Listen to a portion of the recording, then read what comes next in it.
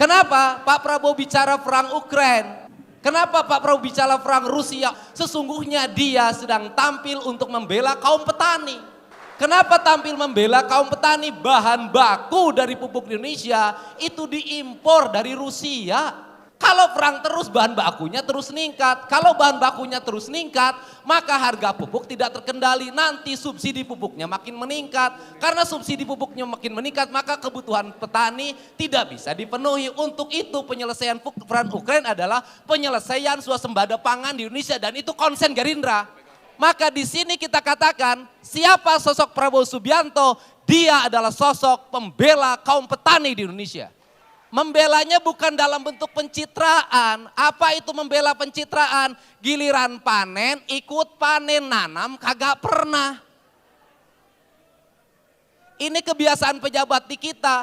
Kalau petani lagi panen, semua ribut ingin panen, langsung wawancara. Produksi beras 6 ton per hektar. Begini prosesnya. Padahal datang ke panen hungkul. Cek Mang Udin teh Arisia kamari kamana. Nah, tapi giliran pupuk susah, giliran petani gagal panen, nggak ada yang datang. Padahal pemimpin yang baik datang ke rakyat dalam keadaan susah. Kesendirian, ditinggalkan oleh banyak orang, itu adalah terpaan untuk menjadi pemimpin. Maka dalam sejarah kebudayaan Indonesia, khususnya sejarah kebudayaan orang Jawa, yang suka nonton wayang kulit, yang suka nonton wayang golek, maka pemimpin yang akan dilahirkan dari istana menuju alam kemanusiaan, menuju alam pembelaan, menuju alam pembebasan, maka dia harus melewati tatapa, dia bertapa.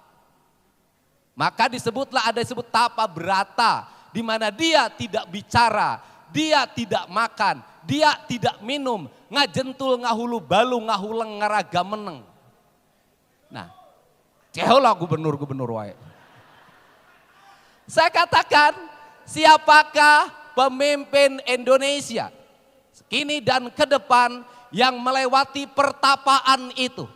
Dia bernama Prabowo Subianto. Ketika dia menghadapi hujatan, ketika dia menghadapi fitnah, ketika dia menghadapi caci maki, dia memilih berdiam diri tanpa melakukan perlawanan sepatah kata pun.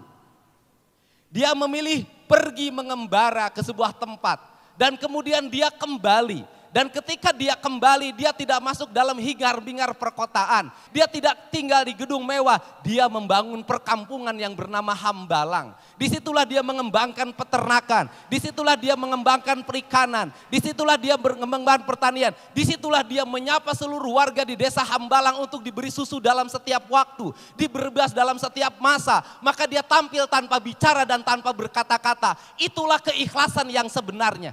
Pertanyaannya adalah, adakah orang yang melewati masa itu? Adakah orang yang hidupnya dengan fasilitas? Adakah orang yang hidupnya dengan serba mewah, serba ada? Kemudian memilih dia sendiri? Tidak ada di Indonesia ini. Hanya dia yang bisa memperlihatkan sebagai seorang kesatria. Ini harus dijelaskan. Karena apa? Karena politik di Indonesia ini adalah politik yang berdasarkan kosmologi Jawa. Ceritanya pasti cerita Ken Arok.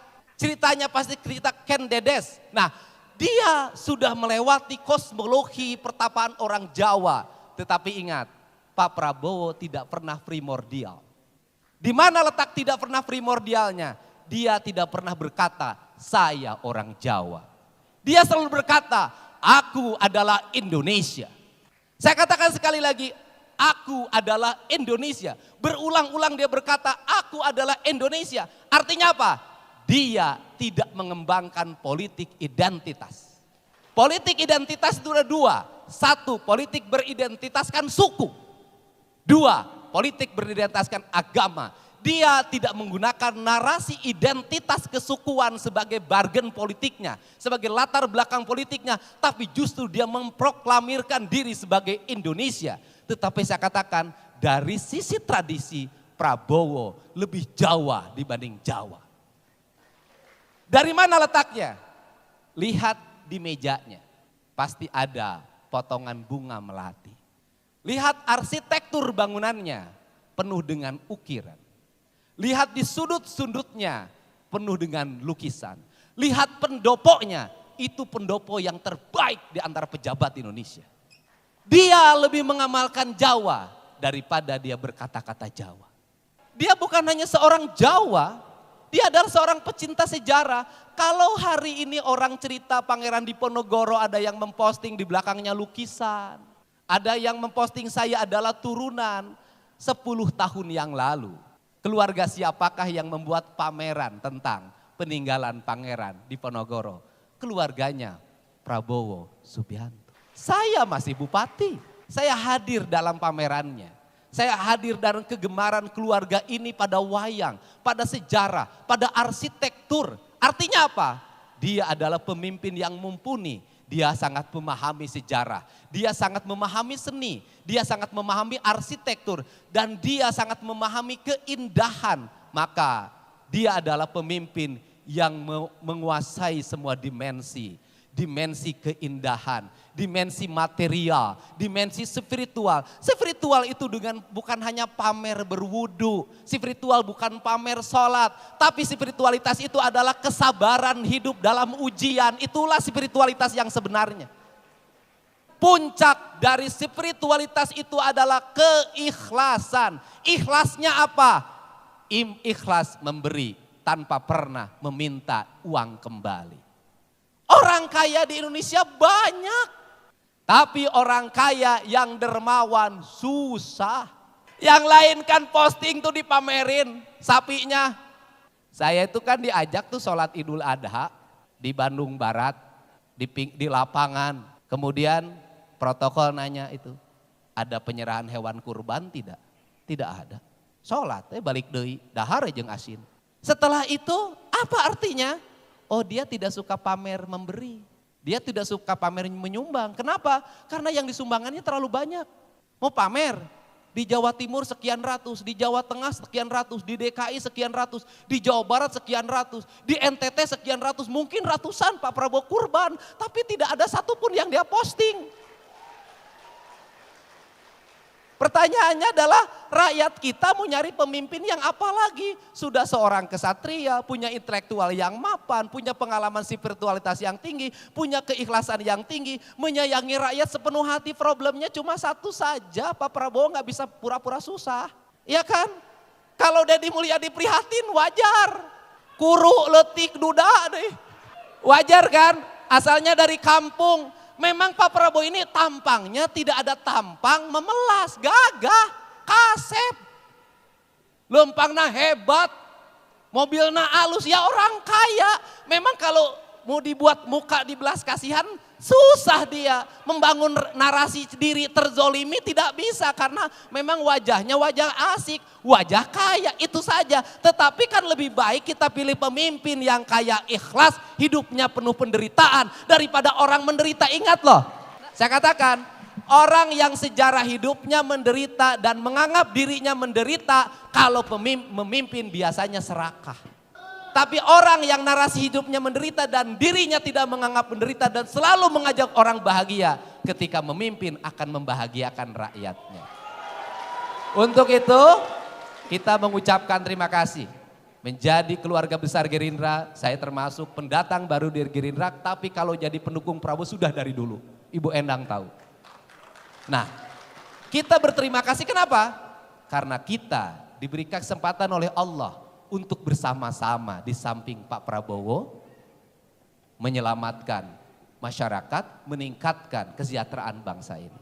Dan yang terakhir yang diserang nih, Pak Prabowo kan menawarkan konsep tentang makan gratis bagi siswa di Indonesia. Minum susu gratis, ribut. Saya katakan orang yang meributkan rakyat anak Indonesia usia SD makan gratis setiap hari dengan jaminan susu, telur, dan daging, itu orang itu takut kehabisan proyek. Loh, itu mungkin? Mungkin. Kenapa? Saya ketika jadi bupati membuat program itu dan berjalan efektif dan bisa. Jadi kalau nanti ke depan Pak Prabowo selalu berpikir masa depan, kadernya harus tinggi besar, Kadernya harus gagah, kadernya harus ganteng. Kalau main sepak bola dia harus bisa bergaya Eropa. Itu yang dia inginkan tentang Indonesia. Maka Pak Prabowo bahwa yang tinggi besar bukan hanya dirinya, tetapi yang tinggi besar adalah seluruh anak-anak Indonesia. Yang dia harus berkecukupan telurnya, dagingnya, susunya. Gak apa-apa ratusan APBN untuk mereka daripada dinikmati oleh segelintir orang. Cara berpikir kerakyatan yang luar biasa. Dan ini ditakuti oleh bangsa lain. Kenapa ditakuti oleh bangsa lain? Bangsa lain akan takut kalau rakyat Indonesia ke depan gizinya cukup. Bangsa lain akan takut kalau rakyat Indonesia proteinnya cukup. Dan bangsa lain akan takut kalau orang Indonesia ber-IQ tinggi dan ber-EQ tinggi. Kenapa? Karena bangsa kita tidak akan lagi bergantung pada mereka teknologinya. Tidak akan pernah bergantung pada mereka teknokrasinya. Kita akan mampu berdiri di kaki kita sendiri. Karena kita bangsa kaya. Dan seluruhnya itu adalah terjemahan dari paradok Indonesia. Itu terjemahannya. Untuk itu saya meyakini betul bahwa kita akan menyambut pemimpin masa depan Indonesia tanggal 14 Februari 2024. Prabowo Subianto. Prabowo. Presiden. Prabowo.